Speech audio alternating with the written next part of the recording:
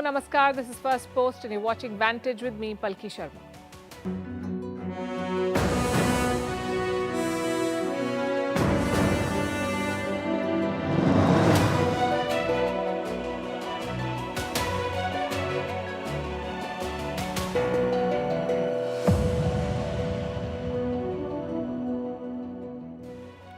It's been an action-packed Tuesday. Social media is all about the BBC raids in India. We'll tell you what happened and what it means and how it happened before. Meanwhile, China is building a railway line through Aksai Chin. Security concerns for India. How is India's infra push coming along? In Europe, another president has issued an SOS call of sorts. The president of Moldova says Russia is trying to dethrone her. Closer home, Pakistan is becoming a parody of itself.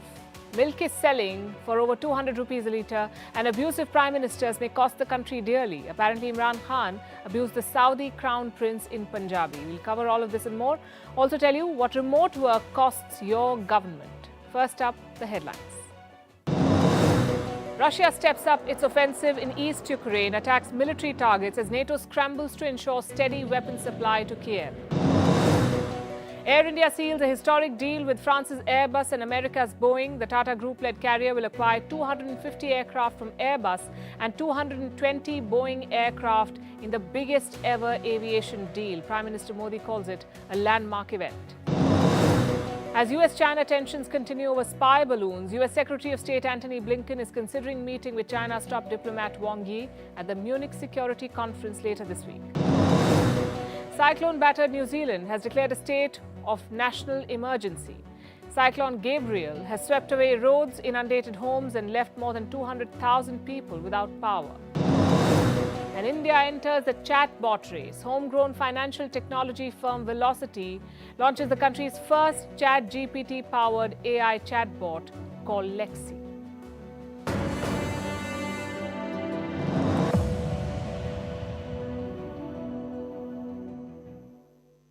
The BBC is back in the news. No, not for a new documentary, but for an income tax raid. BBC offices have been raided by the Indian Income Tax Department. The raids were conducted in Delhi and Mumbai. The authorities are not calling them raids. They say these are just surveys. What for?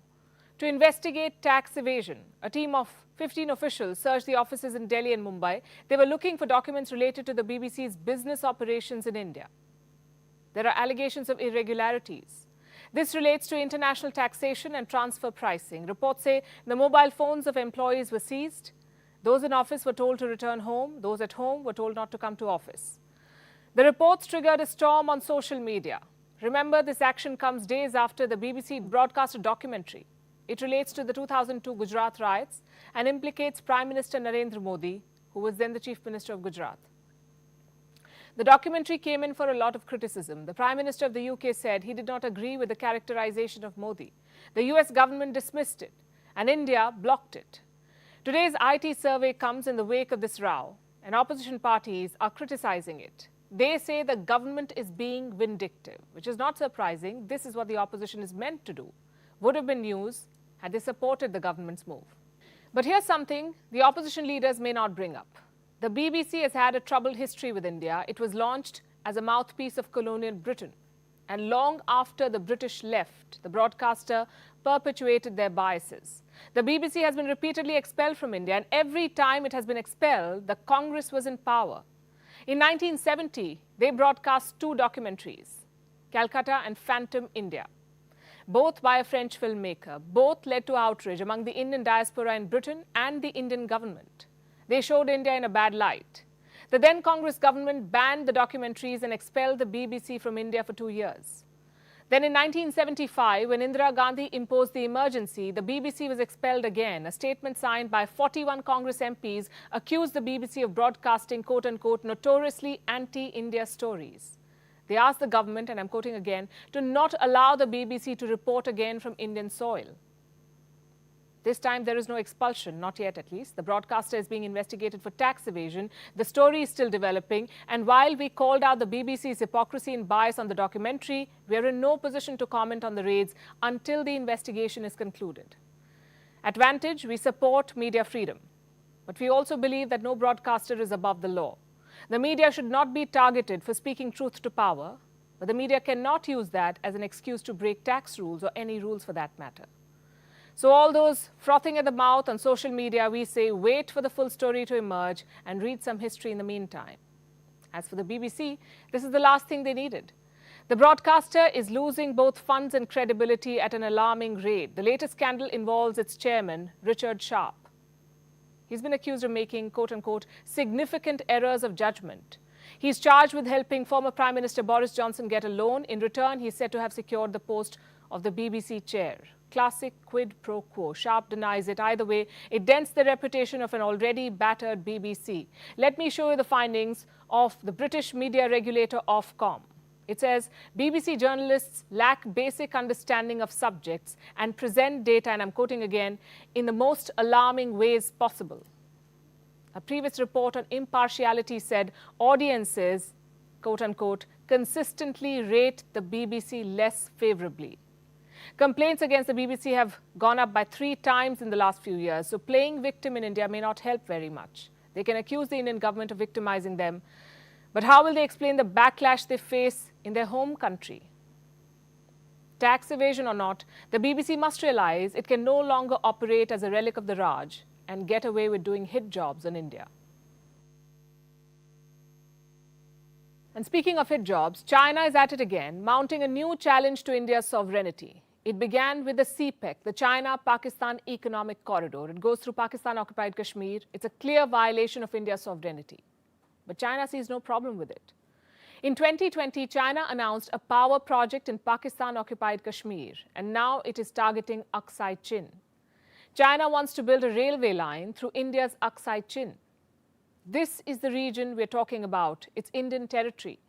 China illegally occupied it during the 1962 war, and now it wants to consolidate its hold by building a railway line. It will connect Xinjiang to Tibet, and it will cut through Aksai Chin.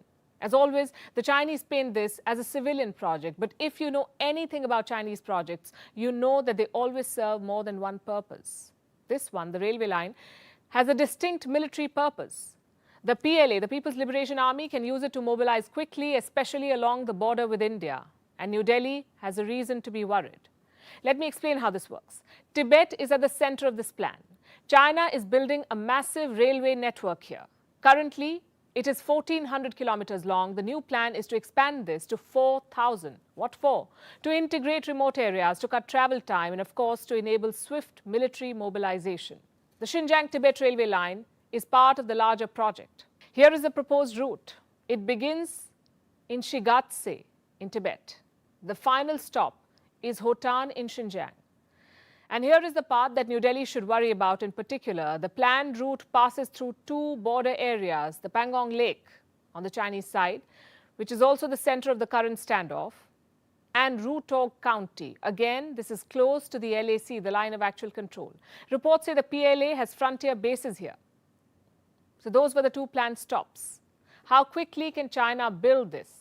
The construction plan has been split into 2 phases. Phase 1 will be completed by 2025, that's 2 years from now, and phase 2 will be finished by 2035. When will the railway line reach Aksai Chin? 2025, that's what the Chinese media claims. They're calling it the Shigatse Pakutokso section, the part that would run through Aksai Chin. Let me quote from a Chinese mouthpiece. This is what they say. By 2025, the construction of several railway projects, including the Yan Ningchi section of the Sichuan-Tibet Railway, the Shigatse Paktukso section of the Xinjiang-Tibet Railway, and the Bomi-Rauk section of the Yunnan-Tibet Railway will all see major progress according to the plan. This is what they're saying, major progress. That's for the Aksai Chin section. So the plan is to build quickly. And this should be problematic, not just for India, but also Nepal, because China is targeting Nepal too. The new railway routes will run up to China's borders with Nepal. Under this plan, Girong will get a railway line. This is a land port. It falls on the Nepal-Tibet border. So expect the Chinese to show up there. In fact, China has been rapidly expanding its border infrastructure. In 2021, Tibet got its first bullet train. It linked Lhasa to Ningchi. That's near the Indian state of Arunachal Pradesh. The railway line is barely 16 kilometers from the de facto border.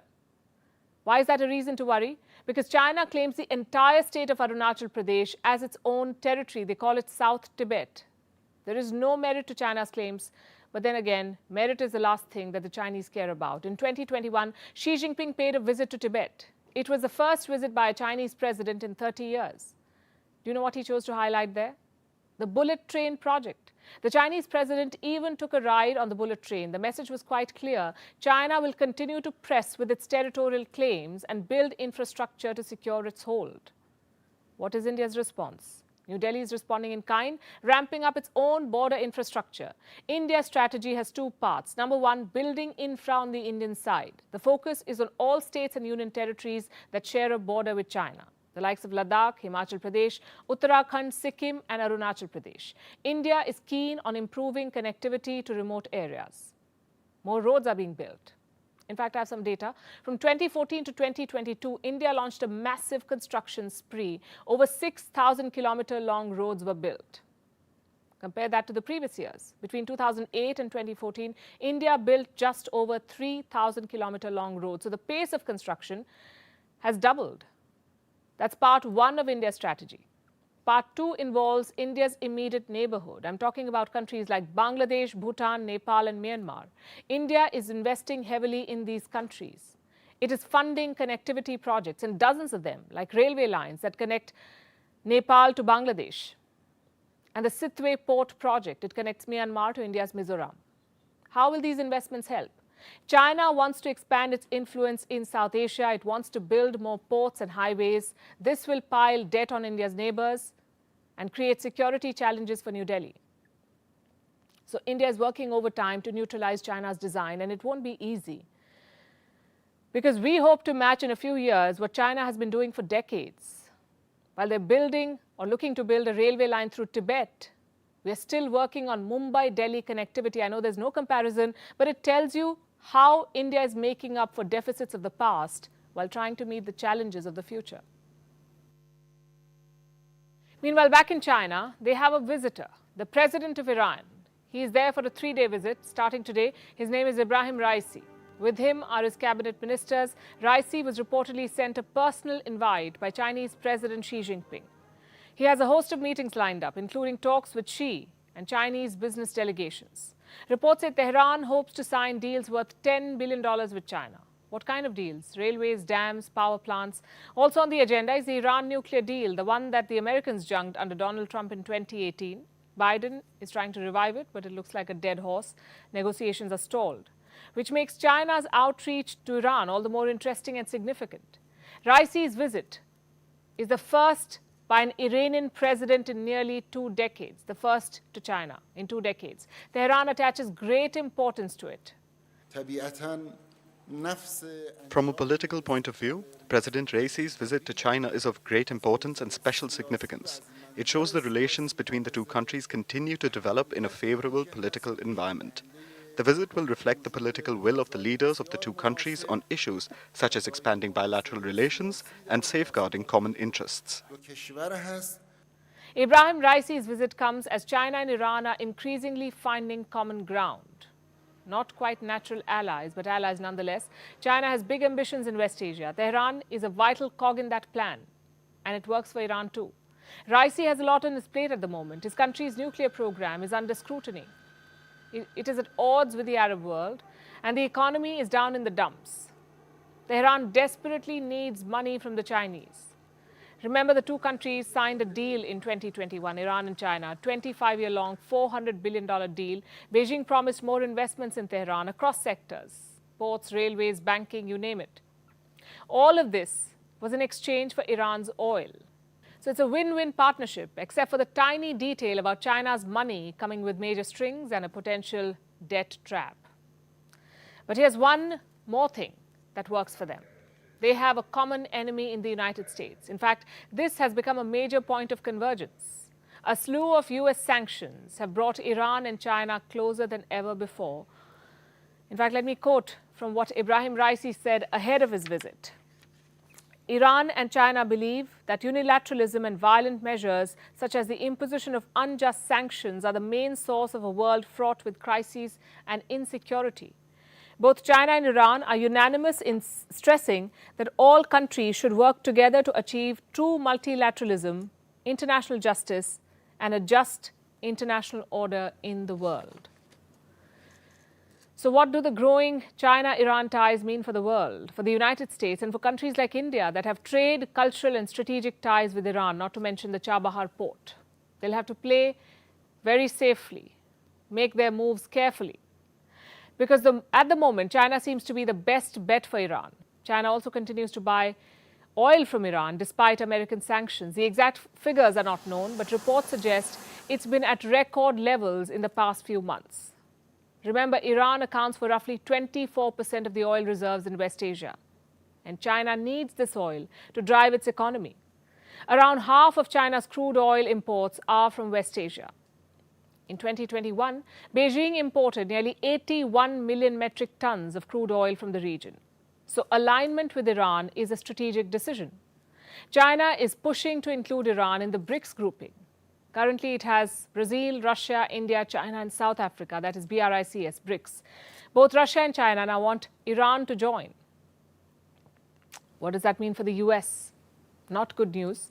Chinese money flowing into Iran means Tehran gets the revenue it wants desperately. It weakens the impact of American sanctions, and the US says this money will fund Iran's nuclear program. But what's in it for Beijing? More oil, for sure, and more influence in the region. China has been working on it, which explains the China-Arab summit last year. Xi Jinping flew all the way to Riyadh to meet with top leaders of the Arab world. Together, they vowed to strengthen ties. Of course, the Saudis are on the other side of the power divide in West Asia. They're not friends with Iran, but China is working with them too. Reports say China signed 34 new investment agreements worth $50 billion with Saudi Arabia. This also shows China's growing footprint and America's waning influence in the region. As for India, it has been deepening its ties with its West Asian partners. Until recently, Iran was a key supplier of oil to India. It supplied around 10% of India's oil needs. That's before the American sanctions came in. India also invested around $85 million in developing the first phase of the Chabahar port. And this port is very crucial. It will give India direct access to Central Asia. It will help India circumvent Pakistan, the Chabahar port. Now, with China's entry, India will have to be watchful. Also ensure that this project, Chabahar, is completed on time. As for Tehran, it wants to balance ties. Reports say it also offered a China-style strategic deal to India last year. That deal focuses on attracting Indian investments. It is reportedly under consideration. So long story short, Raisi's visit to China has wider implications. This is much more than a regular diplomatic visit.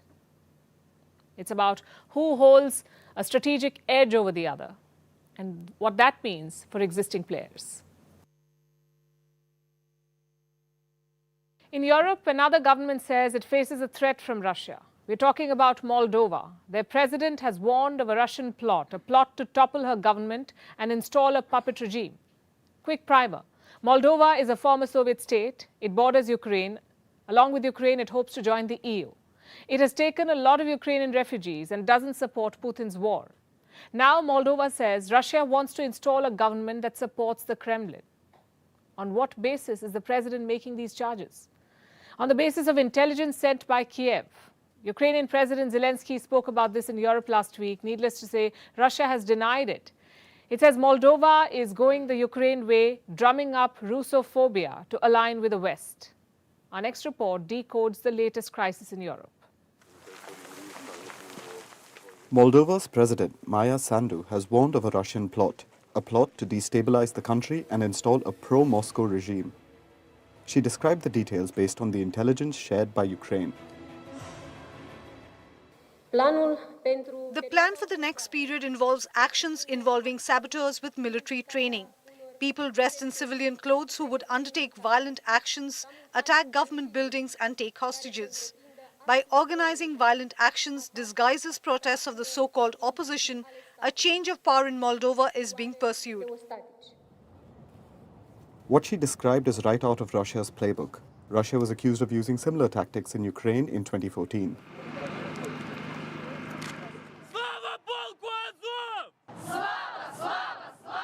The breakaway regions of Donetsk and Luhansk saw protests, violence, and then pro-Russia officials were installed.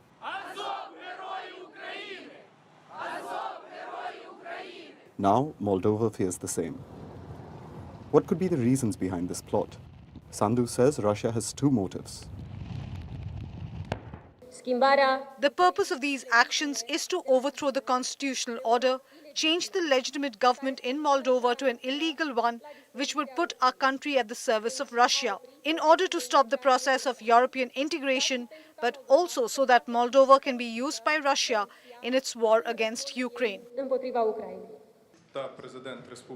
What's the basis of these charges? Intel from Ukraine. Is there any other proof? US officials were asked about this on Monday. This is what the White House's national security spokesperson had to say. I know of no independent confirmation, but we're certainly not questioning the capacity, the will of the Russians and Mr. Putin to try to do that. It's perfectly right, a page right out of his playbook. But why would Russia be targeting Moldova? The answer lies in its geography and history. Moldova neighbors Ukraine. Its location could make it a staging ground for Russia's forces. Russia could use it the way it uses Belarus, that's another neighbor of Ukraine, and it's pro-Russia. With Moldova in its fold, Russia could potentially attack from another direction.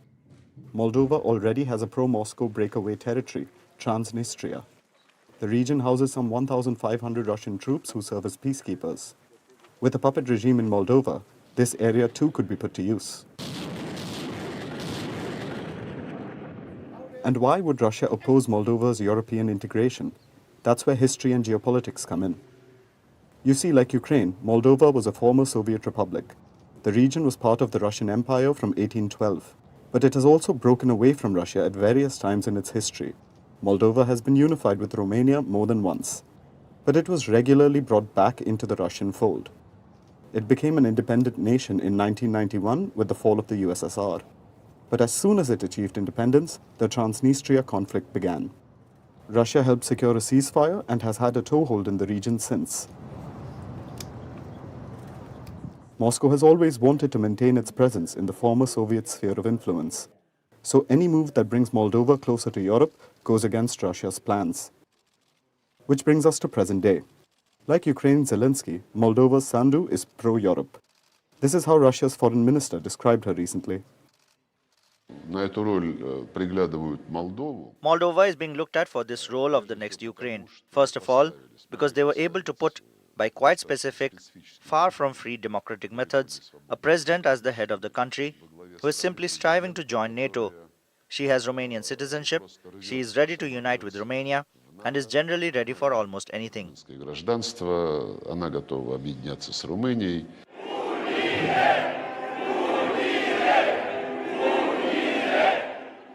Reunification with Romania would greatly help Moldova, which is among the poorest European nations. But if this happens, Russia would permanently lose a former Soviet state to the EU. Even if reunification doesn't happen, Moldova's EU candidacy was confirmed last year. Under the current government, it seems Moldova will definitely move towards the West. So it makes sense for Russia to want a regime change. That doesn't mean Russia is pushing for it. Russia has denied the charges and lashed out at Moldova. The process of transformation of Moldova, a sovereign country with its own traditions, goals and objectives, into another Ukraine is not just ongoing, but is gaining momentum. Moldova has been facing turmoil since the war in Ukraine began. Its prime minister resigned last week. It faces regular protests over the cost of living crisis. Now, President Sandu has found the perfect excuse. She's blaming Russia for the instability. But will it be enough to pacify Moldovan citizens who have to deal with all the chaos?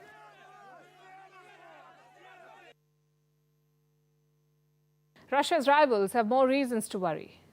Putin's invisible hand could be at work again. A new private army might be taking shape, an army inside an energy company. You heard that right. We're talking about Gazprom, one of the largest gas producers in the world. It is owned by the Russian state. And it could be raising a private army. Some reports have emerged. The Russian Prime Minister has signed some orders. It allows Gazprom to form a private security company, a subsidiary of sorts for Gazprom. What will this company do? And why does a gas company need its own army? The order does not spell out the details, but some theories are doing the rounds. One purpose could be to protect its pipelines. Gazprom is one of the largest gas extractors in the world. In 2021, it was the largest producer of natural gas. It owns about 178,000 kilometers of gas pipelines. 178,000 kilometers. They're spread out around the world. Gazprom is critical to Russia's economy. It is the main source of Russia's revenue. In 2019, it accounted for 5% of Russia's GDP, so the Russians could be securing their facilities. But there's one more theory. Gazprom could be building a security organization, one that could strengthen Russia's military power. And the idea is not far-fetched. State-owned enterprises often serve as an extension of the Russian state. Gazprom has a long history of this. Just look at the recent events. When Russia invaded Ukraine, the West punished the Russian economy. They slapped tough sanctions. In response, Moscow slashed gas supplies to Europe. 8 months after the war began, Russia cut 80% of gas supplies to the EU.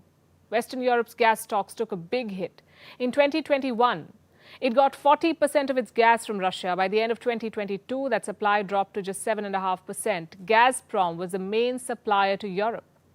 It owns and operates the Nord Stream pipelines. They supply gas to Europe, and now it is slowly turning off the taps. This is economic warfare. Gazprom might take it to the next level. Ukraine has taken notice of these developments. Kiev says Gazprom could be following the example of the Wagner Group. What's the Wagner Group? A private Russian paramilitary unit believed to be deeply tied to the Kremlin. Reports say the Wagner Group is involved in the Ukraine war. It has tens of thousands of fighters on the battlefield. Many fighters were recruited from Russian jails. Wagner has mercenaries deployed in West Asia and Africa too. I'm talking about countries like Syria, Yemen, Libya, the Sudan, Mozambique, Madagascar, Central African Republic and Mali.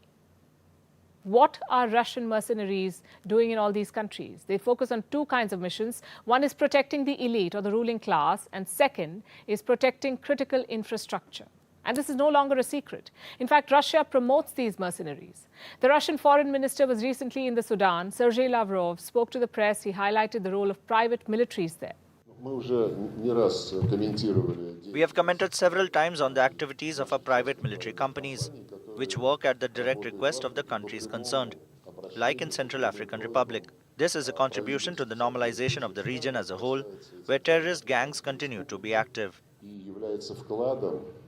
Lavrov has been dropping hints. Recently, he said it is important to protect Russian assets. That comment was made in Iraq. Was that a reference to Gazprom's new unit? Well, we shall find out soon enough. And talking about military might, India is keen to develop its own defense capabilities. I'm talking about the manufacturing of arms. From a net importer of weapons, India wants to become an exporter. Prime Minister Modi has set a new goal. He wants to triple India's arms exports. हमारा लक्ष्य है कि 2024-25 तक हम export के इस आंकड़े को $1.5 बिलियन से बढ़ाकर $5 बिलियन तक ले जाएंगे। इस दौरान किए गए प्रयास भारत के लिए एक लॉन्च पैड की तरह काम करेंगे। 5 billion in arms exports. The goal is ambitious. Is it realistic though? Let's look at the possibilities. Where does India stand today in defense exports? In the global arms bazaar, India's share is around 0.2%. That's very small, but that number does not do justice to recent strides. India has gained ground in arms exports. Indian defense products go to 75 countries. This includes some big-ticket deals like the Dhruv helicopter. This is a utility aircraft. It was made by state-owned HAL, that's Hindustan Aeronautics Limited. It is used by the Indian Air Force. So far, it's been sold to 3 countries, the Philippines, Mauritius, and Ecuador. Next on the list is the BrahMos missile. This is a supersonic cruise missile. It can be launched from submarines, ships, airplanes, or land. The missile was developed in collaboration with Russia. Recently, the Philippines bought the BrahMos. It was a $375 million deal. The first deliveries will be made this year. The Tejas fighter jet is also a viable candidate for exports. Again, it is made by the HAL. Reports say the airplane has been offered to Malaysia, and this is just the beginning. Established players are seriously looking at India, not just to sell their wares. They see India as a collaborator in manufacturing too. aircraft manufacturer Boeing wants to invest. It plans to spend $24 million. What for? A logistics hub for airplane parts. It will be set up in India. And just today, Airbus made a major announcement. They have signed a deal with Air India.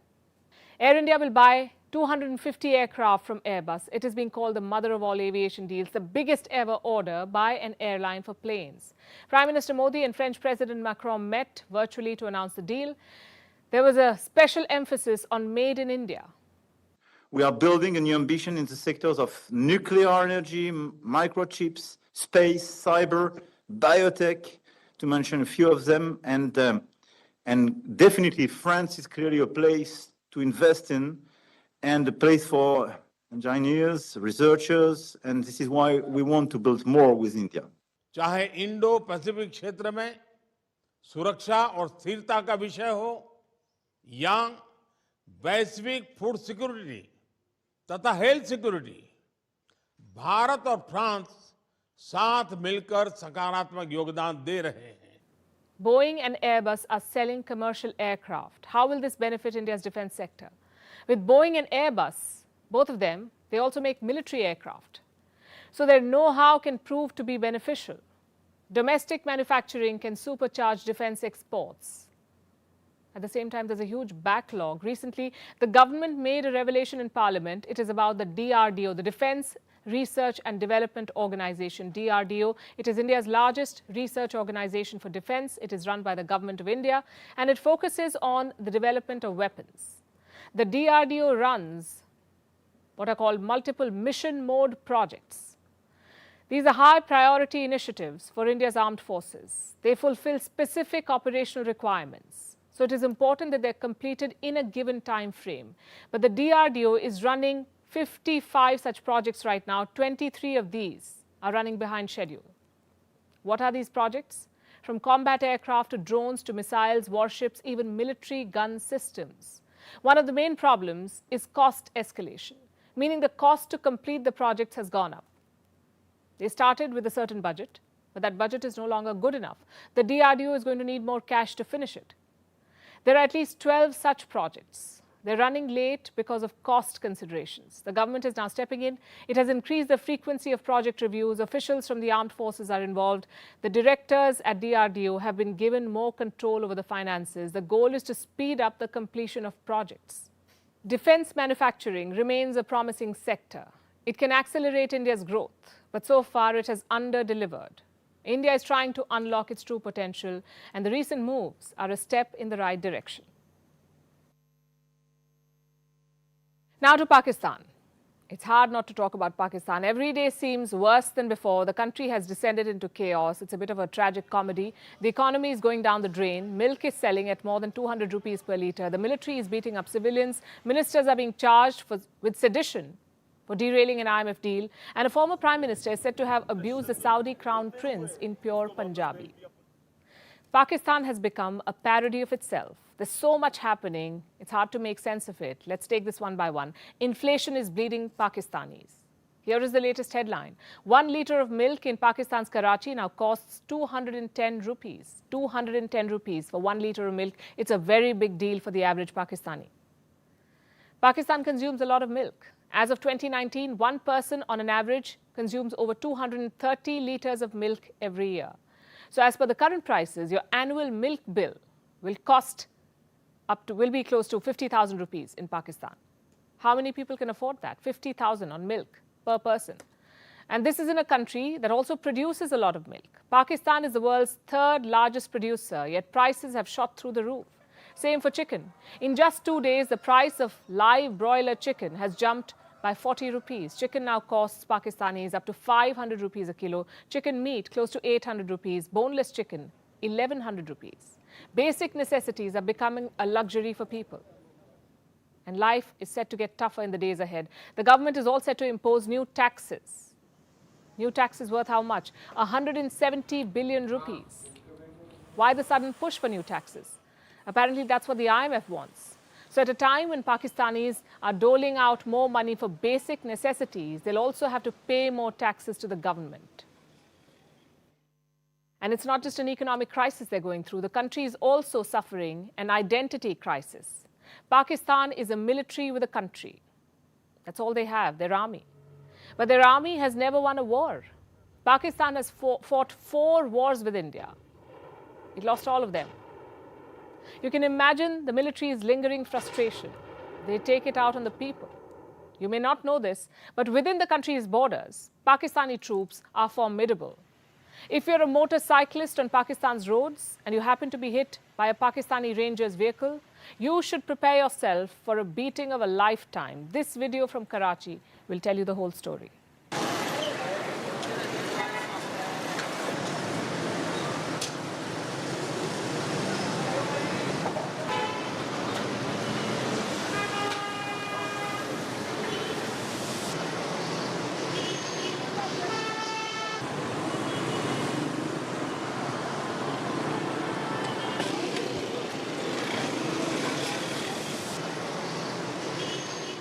You saw what happened. The Pakistani Rangers bumped into the bike rider, and instead of apologizing or helping the victim, they decided to beat him up. When the video went viral, they said the biker was actually a drug dealer on the run. But who's buying that story? As I said, the video tells the story. Now, if the economic crisis or the military doesn't get you, the country's investigative agencies will, even if you're a former cabinet minister. That's what has happened to a certain Shaukat Tareen. He was the finance minister of Pakistan from 2008 to 2010. Today, he's been booked for sedition. Why? Pakistan's Federal Investigation Agency says he tried to sabotage a bailout deal between Pakistan and the IMF. And how did he do that? By inducing the finance ministers of the states of Punjab and Khyber Pakhtunkhwa to create hurdles in the negotiations. We all know how desperately Pakistan needs the IMF money. It won't be able to survive without the bailout. Its forex reserves have plummeted to $2.9 billion. That won't even cover 3 weeks' worth of imports. So even the suspicion of creating hurdles in IMF talks will land you with a sedition charge. Now, so far, Pakistan has survived on dole from friends, like Saudi Arabia, a wealthy nation which Pakistan turns to whenever it needs money. But how does it repay this debt? With abuses in Punjabi. This is what Imran Khan is said to have done when he was the Prime Minister. In a cabinet meeting, he reportedly abused the Crown Prince of Saudi Arabia, Mohammed bin Salman. Sounds impossible. Well, not for Imran Khan. You know what happened next? One of Imran Khan's own ministers told this to the Saudi ambassador in Pakistan. And what did the Saudis do? They translated the abuse from Punjabi to Arabic. How did the story come out? Thanks to Pakistan's former Army Chief General Qamar Javed Bajwa, he apparently told this to a journalist. Now it's all over the papers. And it sums up the utter mess that is Pakistan today. And now to another scandal in the Catholic Church. A new investigation into the church has thrown up some shocking details. Almost 5,000 children were sexually abused. 5,000. This is in Portugal. The Portuguese Catholic Church has been investigating child sex abuse within its ranks. More than 500 people have testified. Now, most of these cases are old as the 1950s. And most of the abusers can no longer be tried. But it puts the church in the dock. It has covered up the truth for years. Child sex scandals in the Catholic Church have been coming to light since the 1980s. And pressure has been mounting to address these injustices. What is the church doing about its tainted legacy? Our next report explores. A report from Portugal is the latest to rock the Catholic Church. An expert panel has said that at least 4,815 people were sexually abused as children. This was done by church officials or affiliates on church properties. This includes in schools and orphanages run by the church, along with places of worship. More than 500 people testified. The 4,800 figure is an estimation based on these testimonies. The real number could be far higher. These are cases from as far back as the 1950s. In the past, the church has tried to cover up, then played down the scale of the abuse. Senior church officials said there were only a handful of abuse cases, but this report has rubbished all such claims. It was read out in front of senior clergymen and contained harrowing accounts of the abuse. It is an open wound that hurts and shames us. We ask forgiveness from all the victims, those who courageously gave their testimony, who were in silence for so many years, and those who still live with their pain in the depths of their hearts without sharing it with anyone. Child abuse is a heinous crime. Those who commit it must assume the consequences of their actions and the consequent civil, criminal, and moral responsibilities. It is necessary that they assume the truth without hiding. It is necessary that they assume the truth without hiding anything, that they sincerely repent, that they ask God and the victims for forgiveness. Sexual abuse scandals have rocked the Catholic Church for decades now. Like in the case of Portugal, these often come to light years after the abuse takes place. Too often, the cases are so old that the abusers escape punishment. That's because of the statute of limitations. Statutes of limitation are the time limit for which a case can be taken to court. Once they expire, even if someone is proven guilty, they cannot be punished. The limits vary for different crimes. In Portugal, it expires after 23 years for sexual abuse. Different states in the US have different statutes for sexual abuse, ranging from 4 years to no time limit at all. The UK too has no statute of limitations for sexual abuse. In India, it's complicated. While sexual abuse technically doesn't have any statute of limitations, the Code of Criminal Procedure says serious crimes must be reported within 3 years. Exceptions can be made in the interest of justice, but the patchwork of overlapping rules makes justice difficult to find after too much time has gone by. Coming back to Portugal, because of the limit, only 25 of the allegations will go to court. The police will get a confidential list of all people accused. It will include the names of those still active in the church, but not much can be done about them. The panel has recommended that the statute of limitation be increased to at least 30 years. More abusers would face action in this case. But it's up to the Portuguese government to make that change. What about the Catholic Church? What is it doing to address cases elsewhere? Pope Francis is under pressure to reform. Over the years, he's made some changes. He's overhauled the Catholic Church's laws to explicitly criminalize sexual abuse.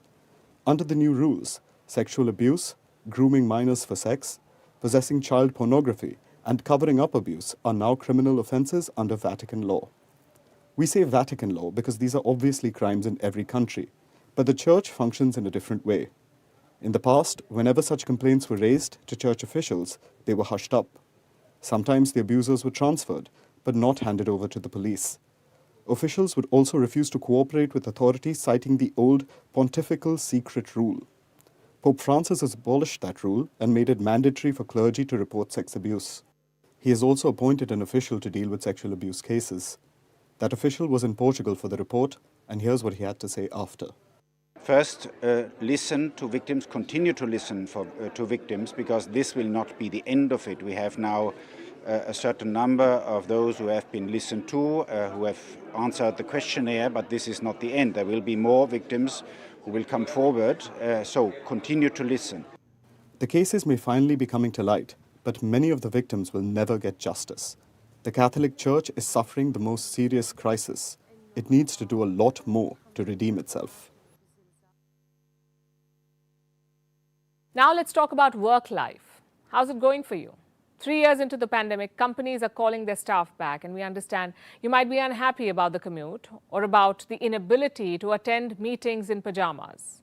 But returning to pre-pandemic work life, one tired yawn at a time, has become the reality. Businesses are doing everything to lure people back to office. It's understandable that this shift comes as a rude shock to so many, especially as return to pre-pandemic work schedule seems like a lost cause. But this shift is a source of pure joy to some. Probably your bosses, but mainly your government. Why? Because this return to work from office is reviving the economy. Cities are bustling with office workers again, at least a few days a week to start with. Love it or hate it, commuting is good for the economy, and local businesses are seeing a throng of customers. The cost of remote work goes much beyond what meets the eye. Think about how your expenditure reduced while you were working from home. Maybe you reduced meeting your work friends for a drink, or stopped grabbing that coffee from your favorite joint before work. The lack of these simple actions not only affects you directly, but also the economy. Remote work has tangible economic costs. Case in point, New York, one of the world's leading financial centers. The economic cost of remote work is more pronounced here than anywhere else in the US. Its in-person work week has shrunk to 3 days. People go to office 3 days a week. Manhattan workers are spending 30% fewer days in office and spending more than $12 billion less every year due to this. $12 billion less. How did it hit such a grand number? Let me break it down for you. An average worker spends more than $4,500 a year on simple things like meals and shopping near their offices. $4,500 per year.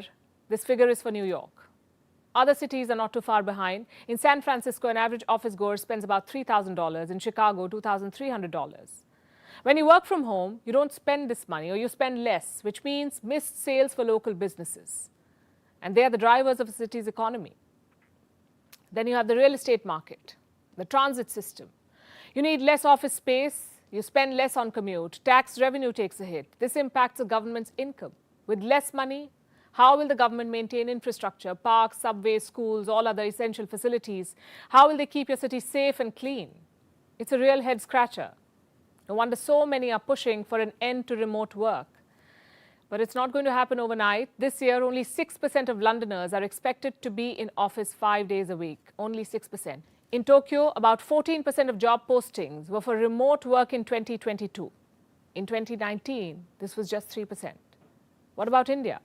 In India, about 46% of the organizations are pushing employees to attend office full-time. 46%, 32% are offering the hybrid model. Moral of the story, work from home may not be working for your city. The economic cost is just becoming clearer. So maybe it's time to get back to your office desk, or think about it at the very least. Embrace the banter, gossip, and your manager's bad jokes that come with it. Think of this as your contribution to the economy. Let us know what you think. Write to us. And finally, Vantage Shots. We couldn't have wrapped up without bringing this up. It's Valentine's Day today. Couples the world over celebrate love. Commerce booms. This day has become more about marketing than love. Look at the ads being shot at you. Even headphones are being sold as a symbol of love. But in India, Valentine's Day is also political. We have a love-hate relationship with the concept and what it's doing to our culture. So much so that it could have been celebrated as Cow Hug Day. That proposal was withdrawn. Doesn't change our love for cows. But in the age of Tinder and Bumble, the idea was a bit extreme. The rethink, we say, was well advised. Meanwhile, in Thailand, couples tied the knot while riding an elephant. In the UK, a woodland heart tribute by a man for his late wife. And if you're looking for a 1 in a million Valentine's Day gift and have about $14 million to spare, part of Croatia's unique heart-shaped islet is up for sale. Also in the spirit of love, but not for the weak-hearted, a Japanese artist celebrated or created freaky, flesh-like accessories. They range from mouth-shaped purses to dice with blinking eyes. They are a sight to behold. We're leaving you with these images. Thanks for watching. See you tomorrow.